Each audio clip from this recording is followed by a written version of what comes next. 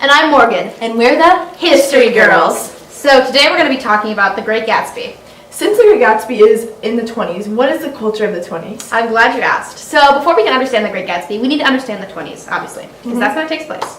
So a lot of the times, the 20s is sort of seen as this era of like glamour and parties and like fun dances and cute clothes, and a lot of girls are always like, oh, I wish I lived in the 20s. But so the 20s, a lot of people see the 20s as this fun time where people were drinking and partying and wearing cute clothes, and for a lot of people it was a pretty fun time. Following World War I, the U.S. saw a new period of economic prosperity. For the first time, there was widespread consumption of new inventions like the radio and the cars that were previously only available for the richest people. And Prohibition started, which was liquor was made illegal, but it ended up backfiring and led more people to spend nights partying in speakeasies and drinking bootlegged liquor. And women also advanced a lot in society because they were granted suffrage in 1919. So there's also a lot of social changes, and a lot of women wanted to even increase those social changes more by becoming flappers. And that meant that they would reject traditional gender stereotypes by drinking and smoking, and they had short haircuts, and they would wear shorter skirts, and they would drive cars, which was something a lot of women didn't do during the time. So even though it sounds like this really fun, crazy decade, there was actually a lot of underlying social problems. For example, even though Prohibition made for some fun, crazy parties, it also led to a strong rise in organized crime and urban homicides. And increased economic consumption of the newest inventions was mostly done by people who couldn't afford those inventions and were just buying them in credit to keep up with all of the new technology. And that ended up being one of the main causes of the Great Depression, because people were buying things they really couldn't afford.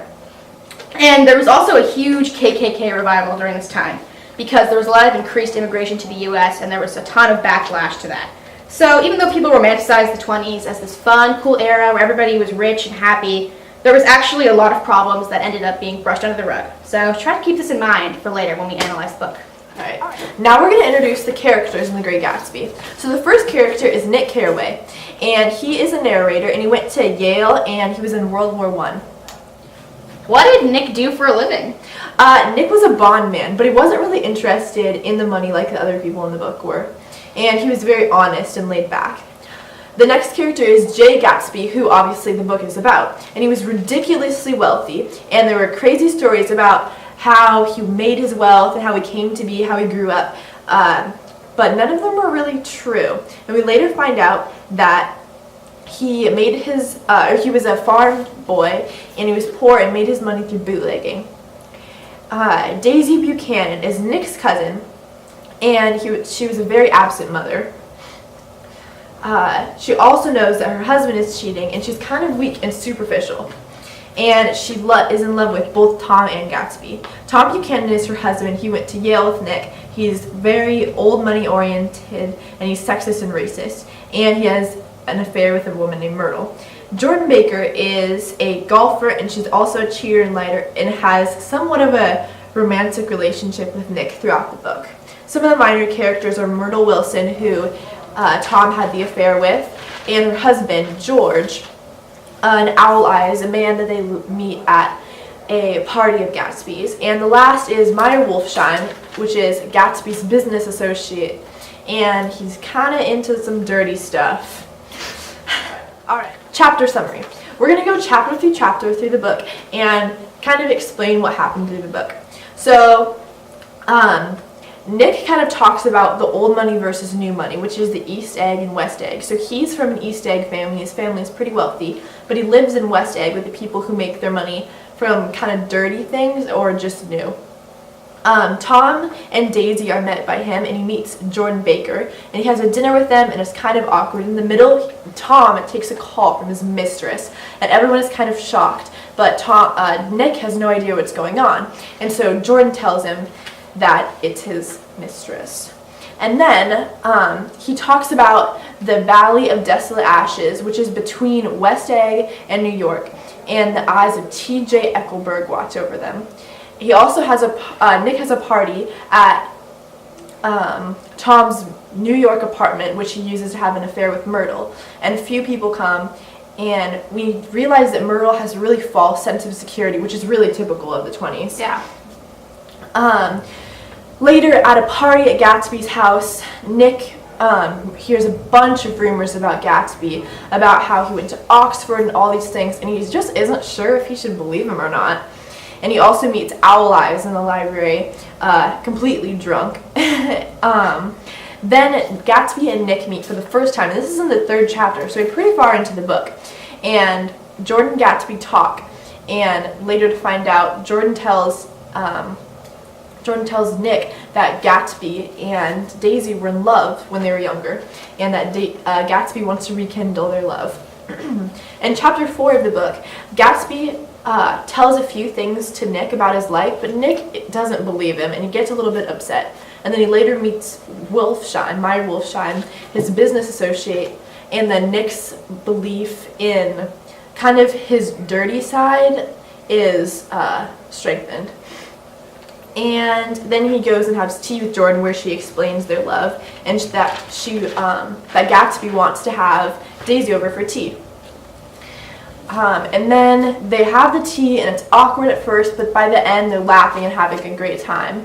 And a few days after that, Gatsby tells Nick the truth about his life and how he grew up very poor, and how he met a very rich man, Dan Cody, who helped him in the world, I guess, and helped him to make his money. And later in the book, Tom and Daisy go to Gatsby's party, and Tom gets mad at Daisy and tells her that Gatsby makes dirty money, and Daisy does not agree at all. She thinks he works in pharmaceuticals or something, like a grocery store.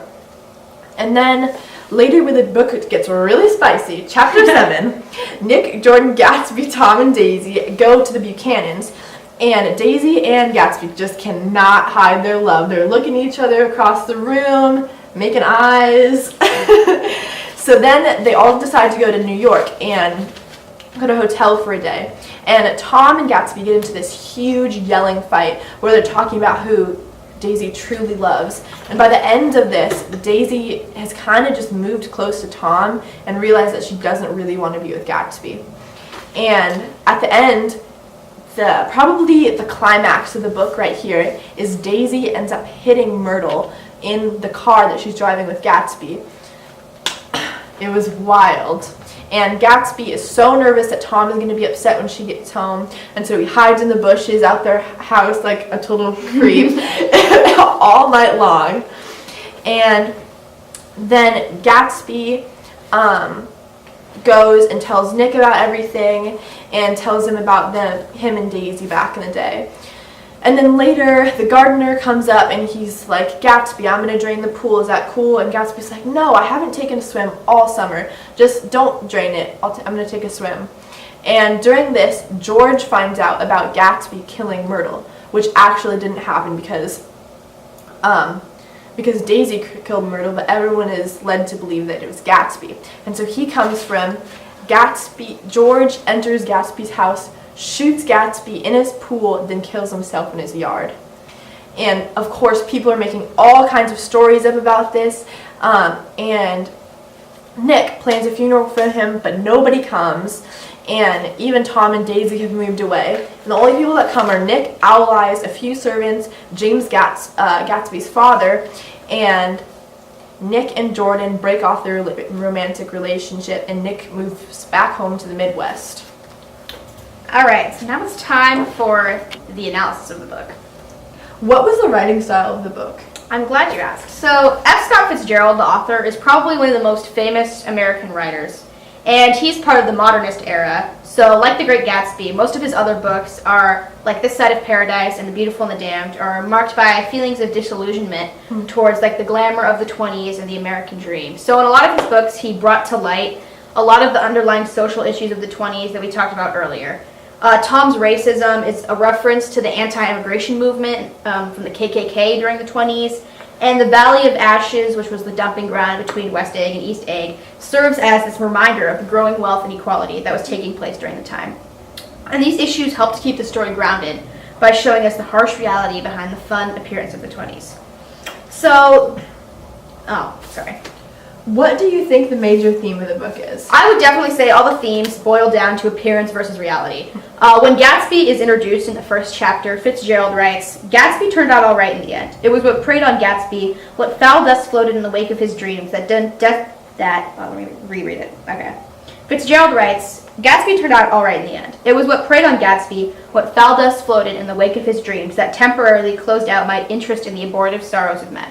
So for Gatsby and a lot of people during the time, they believed that if they could just get that one thing. For Gatsby, it was finally being able to be with Daisy, but for a lot of people, it was a car or a new radio or money or a house. Then they would finally be satisfied. And this is what the green light at the end of Daisy's dock symbolizes. And Gatsby looks out on it, and he's just trying to reach it, but he can't. And it symbolizes the one thing that you want so bad that all of your ambition's going to, that's just out of reach. So Gatsby himself really wasn't that great at all, despite the title. Wow. His obsession with Daisy makes it kind of impossible for him to be mentally stable. All these years, he's made all this money, but he's just depressed because he still can't be with Daisy, and he hasn't been able to move on from his fling when he was like 19 years old.